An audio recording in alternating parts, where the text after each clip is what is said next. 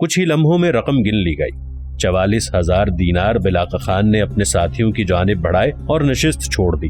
ابو داؤد نے رقم ان کے حوالے کرتے ہوئے لہک لہک کر اپنی اتنی بڑی کامیابی پر گنگنانا شروع کر دیا۔ بلاقہ خان نے مسکرا کر اس بہکے ہوئے شرابی کی جانب دیکھا اور دروازے کی جانب بڑھ گیا۔ دوسرے ہی لمحے اسے اور اس کے ساتھیوں کو ٹھٹکنا پڑا، کیونکہ دروازے سے کئی نقاب پوش اندر داخل ہونے لگے۔ ان کے ہاتھوں میں ننگی تلواریں تھیں۔ بلاقہ خان ابو داؤد کی چال فوراً سمجھ گیا۔ نقاب پوشوں نے ان کو چاروں طرف سے گھیر لیا۔ تاتاری، ایک نقاب پوش غراتے ہوئے بولا، یہ سب رقم یہیں رکھ دو اور خاموشی سے باہر کا رستہ ناپو۔ اگر تم میں سے کسی نے چالاکی دکھانے کی یا دوبارہ یہاں قدم رکھنے کی کوشش کی تو وہ اپنی جان سے جائے گا۔ ابو داؤد، بلاقہ خان تیش کے عالم میں پکارا، یہ کھیل تمہیں مہنگا پڑے گا، ابھی بھی وقت ہے، اپنی بے وقوفی پر تائب ہو جاؤ۔ ابو داؤد شراب کے نشے میں جھومتا ہوا آگے بڑھا اور ایک ہی جھٹکے میں اس نے رقم کی گٹھڑی بلاقہ خان کے ساتھی سے چھین لی۔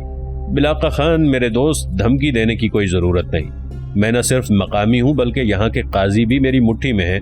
تم لاکھ واویلا مچاؤ، یہاں تمہاری کوئی بھی نہیں سنے گا۔ بہتر یہی ہوگا کہ تم اپنے ساتھیوں کے ہمراہ واپس اپنے خیموں میں لوٹ جاؤ، ورنہ کیا ابو داؤد، زندگی سے ہاتھ دھو بیٹھو گے؟ کس کی زندگی؟ بلاقہ خان نے زہر خند لہجے میں کہا۔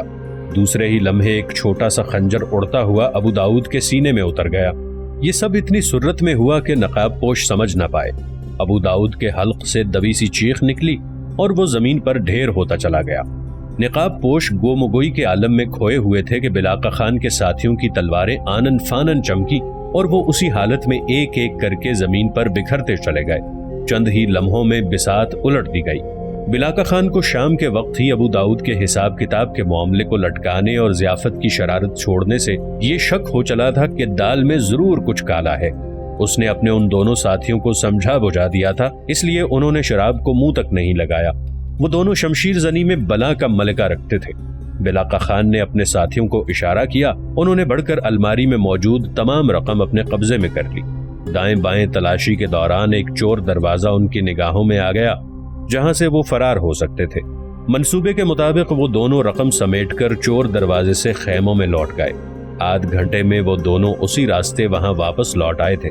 بلاقہ خان نے ایک دوسرے خنجر سے خود کو اور انہیں زخمی کر ڈالا اور شور مچانے لگا۔ شور و غل کی آواز پر دوسرے کمرے میں چلنے والی محفل رک گئی اور کئی لوگ اس جانب بڑھ آئے۔ جب دوسرے لوگوں نے وہاں کا حال دیکھا تو ان کے رونگٹے کھڑے ہو گئے۔ انہوں نے فوراً کوتوالی میں اطلاع کر دی۔ منگولوں پر حملے کی اطلاع پاتے ہی کوتوال قریباً بھاگتا ہوا وہاں پہنچا۔ کوتوال کو بلاقہ خان نے تمام تفصیل بتائی کہ کس طرح ابو داؤد نے اسے وہاں بلایا اور رقم دینے کے بہانے ان پر قاتلانہ حملہ کرایا۔ رقم سمیٹنے والا معاملہ وہ گول کر گیا تھا۔ کوتوال نے وہاں کی تلاشی لی، وہاں کسی رقم کا وجود نہیں تھا۔ دیگر لوگوں کے بیانات سے یہ بات واضح ہو گئی کہ وہ چاروں اس کمرے میں جاتے دیکھے گئے تھے۔ نقاب پوش کس جانب سے وہاں پہنچے اس بارے میں کسی کو علم نہیں۔ حالات و شہادت بلاقہ خان کے حق میں جا رہی تھی۔ بلاقہ خان کو تھوڑی بہت پوچھ گچھ کے بعد واپس جانے کی اجازت دے دی گئی۔ بلاقہ خان اپنی خواہش پوری کرنے میں کامیاب ہو چکا تھا۔ وہ بے گناہ بھی ثابت ہو گیا تھا اور اپنی ساری رقم کے ساتھ وہ ابو داؤد کے اثاثے کا بھی مالک بن چکا تھا۔ ابو داؤد کو لالچ اور دھوکہ دہی بے حد مہنگی پڑی تھی۔ جس شخص نے سقم زدہ آنکھ والا غلام خریدا تھا وہ حماد کا رہنے والا تھا۔ تجارت اس کا پیشہ تھا۔ وہ بڑا صاف گو اور راست باز شخص تھا۔ اس کا نام علاؤالدین بن قداری تھا۔ وہ ان دنوں دمشق میں ریشم کی ڈوری والی کمانیں بیچنے آیا ہوا تھا۔ دمشق کے لوگوں میں وہ اتنا زیادہ معروف نہیں تھا۔ اس نے 2 شادیاں کی تھیں مگر قدرت کو منظور نہیں تھا کہ وہ شادی شدہ زندگی گزارے۔ ایک کے بعد ایک بیوی بخار میں مبتلا ہوئی اور اسے داغ مفارقت دے گئی۔ وہ گزشتہ 3 سال سے تنہا زندگی گزار رہا تھا۔ بیویوں کے ساتھ ساتھ اسے اولاد جیسی نعمت بھی نصیب نہ ہو سکی۔ وہ اپنی حالت میں خوش رہنے والا انسان تھا۔ حالات سے سمجھوتا کر لینا اس کی فطرت بن چکا تھا۔ وہ نیلامی والے دن دوپہر کو وہاں پہنچا تھا۔ اس کا مقصد کوئی غلام وغیرہ خریدنا نہیں تھا کیونکہ وہ اتنا امیر نہیں تھا کہ مہنگے داموں غلام خرید پاتا۔ سارا دن وہیں بیت گیا۔ جب آنکھ کی خرابی سے اس کے غلام کی نیلامی منسوخ ہو گئی تو وہ محض اس اشتیاق میں وہاں کھڑا رہ گیا کہ دیکھیں اب کیا ہوتا ہے۔ پھر جب شام ڈھلنے لگی اور اس غلام کو نیلام نہ کیا جا سکا تو اس کے دل میں اس کے لیے ہمدردی کا جذبہ اود کر آیا۔ اسے معلوم تھا کہ نہ بک سکنے والے غلاموں کے ساتھ یہ بردہ فروش کیا سلوک کیا کرتے ہیں۔ غیر انسانی مار پیٹ اور ایذائیں ان کا مقدر بن جاتی ہیں۔ اس نے دل ہی میں دعا کی کہ اگر ہو سکا تو وہ اس کے لیے کچھ کرے گا۔ پھر اس کی دعا قبولیت کی منازل پار کر گئی اور وہ خود اس کا مالک بن گیا۔ وہ اسے لے کر اس سرائے میں چلا آیا تھا جہاں وہ اقامت پذیر تھا۔ تمام راہ اس نے اس لڑکے سے کوئی بات نہیں کی۔ سرائے میں پہنچ کر اس نے اسے ایک جانب بیٹھنے کا اشارہ کیا۔ وہ لڑکا آنکھ کے سقم کے باوجود بے حد خوش شکل تھا۔ اس کا سہما ہوا چہرہ بند قداری کا دل چیرتا چلا گیا۔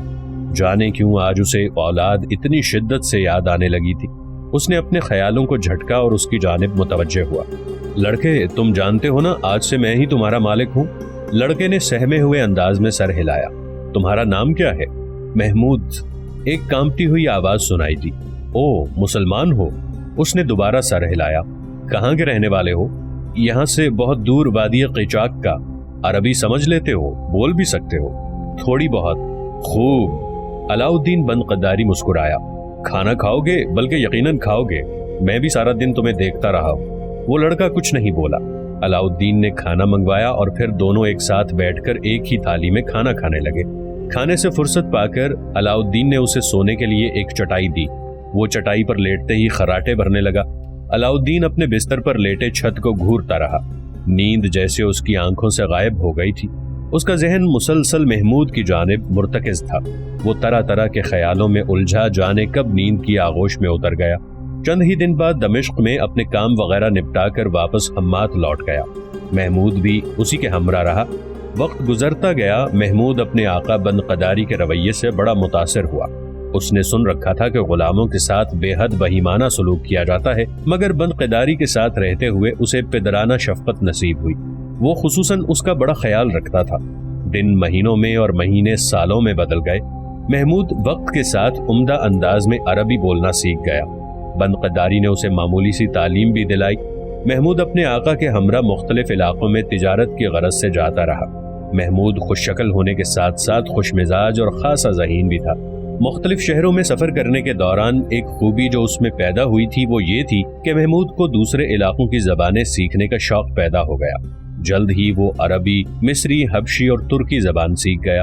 وہ نہایت عمدگی کے ساتھ مختلف زبانوں میں اہل زبان کی طرح بات کر لیتا تھا۔ بند قداری محمود کی اس خوبی سے بڑا خوش ہوا۔ اس کی تجارت میں دن بدن اضافہ ہونے لگا۔ محمود اپنے آقا کی جگہ تاجروں سے مقامی زبان میں مہارت سے گفتگو کیا کرتا۔ ریشم کی ڈوریوں والی کمانیں، عمدہ قالین، گرم مسالہ جات اور قیمتی کپڑوں کی تجارت میں بند قداری کو ایک نمایاں کامیابی حاصل ہو گئی۔ 633 ہجری میں بند قداری کا تجارتی قافلہ شام کی سرحد کے قریب مسیاف نامی قلعے کے پاس سے گزر رہا تھا کہ قلعے کے باطنی فدائیوں نے اس پر حملہ کر دیا اور تمام مال و اسباب لوٹ لیا۔ قافلے کے چیدہ افراد کو چن چن کر قتل کر دیا گیا۔ بند قداری اس حملے میں نہایت زخمی ہو گیا اور محمود بمشکل اسے ایک عربی گھوڑے پر ڈال کر فرار ہونے میں کامیاب ہو گیا۔ زخمی حالت میں اسے واپس حمات لایا گیا۔ محمود نے اس کی تیمارداری میں کوئی کسر نہ چھوڑی۔ 2 ماہ کے مسلسل علاج کے بعد وہ مکمل طور پر صحت یاب ہو گیا۔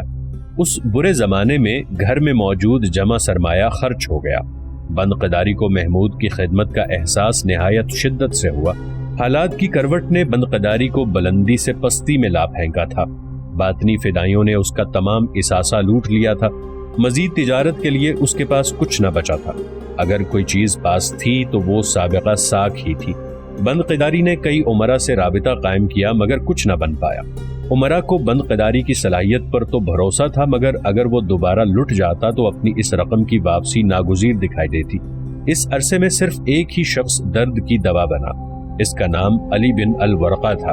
وہ حماد کا نہایت دولت مند امیر تھا۔ اس کے تعلقات جہاں تاجروں سے تھے وہیں حکومتی عہدیدار بھی اس کا دم بھرتے تھے۔ یوں تو وہ طویل عرصے سے بند قداری کا دوست تھا، مگر کبھی ایسی نوبت نہیں آئی کہ تعلقات مستحکم کیے جا سکتے۔ علی بن الورقہ 2 سال قبل سے بند قداری کے زیادہ قریب ہو گیا تھا۔ اس کی وجہ بند قداری نہیں محمود تھا۔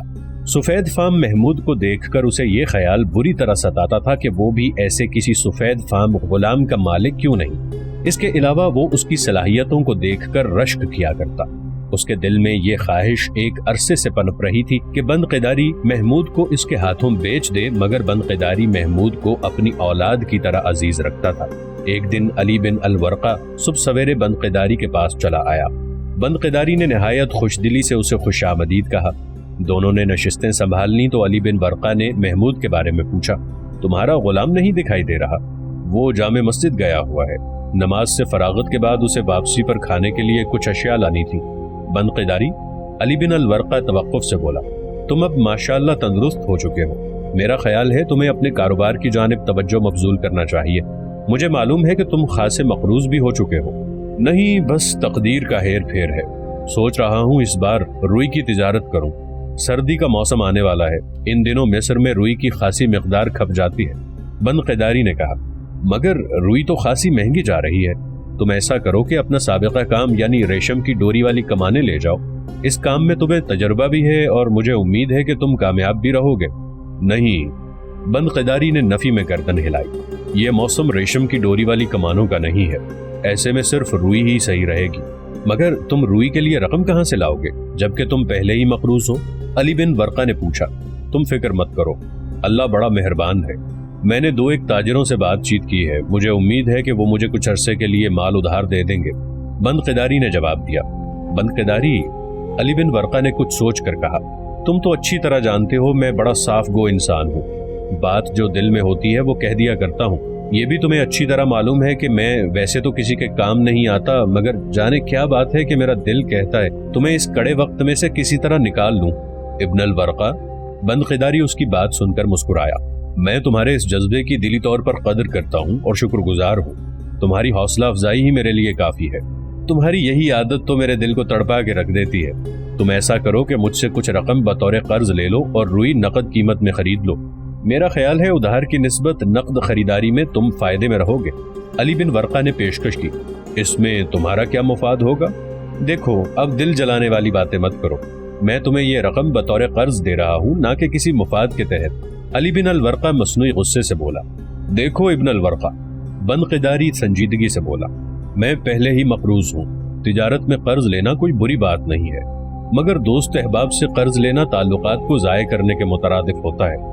میں تمہارے نیک جذبات کی بے حد قدر کرتا ہوں، مگر تم سے قرض لینے کے لیے معذرت خواہ ہوں۔ برادر، علی بن ورقہ تیزی سے بولا، اس میں کوئی شک نہیں، قرض سے اچھی بلی دوستی تباہ ہو جاتی ہے، مگر یہ صرف اسی صورت میں ہوتا ہے جب قرض دار قرض لوٹانے کی نیت نہ رکھتا ہو۔ میں تمہیں اچھی طرح سے جانتا ہوں، مگر میں دوستوں سے قرض نہیں لینا چاہتا۔ یہ اپنائیت والی باتیں نہیں ہیں، بلکہ میرے خیال میں تم بیکار میں ضد پر تلے ہو۔ علی بن ورقہ نے ایک پوٹلی اس کی جانب بڑھا دی۔ بند قداری نے حیرت بری نگاہوں سے اس کی جانب دیکھا۔ یہ کیا ہے؟ تمہیں نئے سرے سے منظم کرنے کے لیے یہ ایک دوست کی جانب سے 500 دینار سرخ کا چھوٹا سا قرضہ ہے، اسے تحفہ سمجھو، تم ان کی مدد سے اس مقام کو واپس پا سکو گے جو تم حادثاتی طور پر کھو چکے ہو۔ علی بن ورقہ کی آنکھوں میں خلوص اتر آیا۔ مگر اب تم ایک لفظ بھی نہیں بولو گے؟ علی بن ورقہ نے فیصلہ کن لہجے میں کہا۔ تم جو چاہتے ہو وہ میں نہیں چاہتا، پھر بھی تمہاری ضد ہے کہ میں تم سے قرض لوں تو یہ صرف ایک ہی صورت میں ہو سکتا ہے، تم میرے اس کاروبار میں ساجھے دار بن جاؤ، نفع کی صورت میں جو کچھ مجھے ملے گا وہ تمہیں نصف لینا ہوگا۔ میں نے تمہیں اس نیت سے قرض نہیں دیا کہ میں نفع کی صورت میں اس میں حصہ لوں، یہ میرا آخری فیصلہ ہے، دوسری صورت میں تم سے قرض لینے سے قاصر ہوں۔ بند قداری اڑ گیا۔ علی بن ورقہ خاموش ہو گیا۔ چلو ٹھیک ہے، اگر تم ایسا چاہتے ہو تو ایسے ہی صحیح۔ علی بن ورقہ نے ہتھیار ڈال دیے۔ ان دونوں میں کچھ دیر ادھر ادھر کی باتیں ہوتی رہیں، اس کے بعد علی بن ورقہ نے اجازت لی اور واپس لوٹ گیا۔ بند قداری کو جانے کیوں نہیں یقین آ رہا تھا کہ علی بن ورقہ نے یہ قرض اسے پرخلوص نیت سے ہی دیا ہے۔ اس نے اس ضمن میں مزید سوچنا نامناسب سمجھا اور اسی دن دمشق کے روئی کے تاجروں سے ملاقات کر کے خاصا مال جمع کر لیا۔ 2-3 ہفتے تیاری میں گزر گئے۔ نصف مال کی قیمت ادا کی گئی تھی، جبکہ نصف مال کے واجبات اس کے ذمے باقی تھے۔ 5ویں ہفتے اس نے رخت سفر باندھا۔ بند قداری کی عمارت میں ایک چھوٹا سا قافلہ مصر کی جانب روانہ ہو گیا۔ 1097 عیسوی میں بیزنطینی شہنشاہ الیکسس کومنس کی درخواست پر پوپ اربن ثانی نے کلرمو جنوبی فرانس کے مقام پر شعلہ بیان خطاب دیا، جس کا موضوع مسلمانوں سے ارض مقدس کو چھڑانا تھا۔ موسم بہار تک 1.5 لاکھ کے قریب مسیحیوں نے اس خطبے کی تعمیل میں قدم اٹھایا۔ انہوں نے صلیب کو اپنا نشان منتخب کیا، جو کہ بعد میں ان کی پہچان بن گیا۔ ان کی تمام لڑائیوں کا سلسلہ صلیبی جنگوں سے معروف ہوا۔ انہوں نے قسطنطنیہ سے آبنائے کو عبور کیا اور نقیہ پر قبضہ کر لیا۔ اس کے بعد دوری لائم فتح کیا۔ کوہستان تارس سے گزر کر یہ لوگ عرب علاقوں میں داخل ہو گئے۔ یہاں ان کے درمیان کشمکش کا آغاز ہو گیا۔ ہر رہنما اپنی بات منوانے پر بضد تھا۔ لوتھرینجیا کے بالڈوین نے ایک صلیبی گروہ کی قیادت سنبھالی اور صلیبیوں کو لے کر مشرقی جانب سے الردحا کا قصد کیا۔ 1098 عیسوی میں یہاں قبضہ کر لیا گیا اور یوں پہلی لاطینی سلطنت کی بنیاد رکھ دی گئی۔ یہی بالڈوین آگے چل کر بلقب بالڈوین اول یروشلم کا دوسرا بادشاہ بنا۔ صلیبیوں کا دوسرا گروہ ایک نارمل سپہ سالار ٹینکرڈ کی سرکردگی میں مغرب جانب سے مڑ کر سلیشیا میں داخل ہوا۔ وہ ترتوس اور گرد و نواح کے علاقے رونتا ہوا آگے بڑھ رہا تھا کہ اسے انطاکیہ کے پاس ایک مسلمانی سلجوقی امیر یاغیسیان کے سامنے ٹھہرنا پڑا۔ سلجوقی امیر کو مزید کمک نہ ملنے پر وہ زیادہ سے زیادہ دیر تک مقابلہ نہ کر پایا اور اپنوں کی غداری سے یہ شہر صلیبیوں کے ہتھے چڑھ گیا۔ وہاں کی آبادی کو تہہ تیغ کر دیا گیا اور شہر کو نظر آتش کر دیا گیا۔ صلیبی فوجیوں کا ایک حصہ کاؤنٹ ریما کی زیر قیادت وادی آسی کے راستے آگے بڑھا۔ یہ صلیبی جنگجوؤں کا دولت مند اور ممتاز سالار تھا۔ اس کا تعلق فرانس سے تھا۔ اس نے جنوب کی سمت پیش قدمی کی اور مورۃ النعمان نامی شہر کو نظر آتش کر دیا۔ یہ ابو الاعلیٰ موری جو کہ 1057 عیسوی میں فوت ہوئے، ان کا وطن تھا، جو کہ ایک مایا ناز نابینا شاعر تھے۔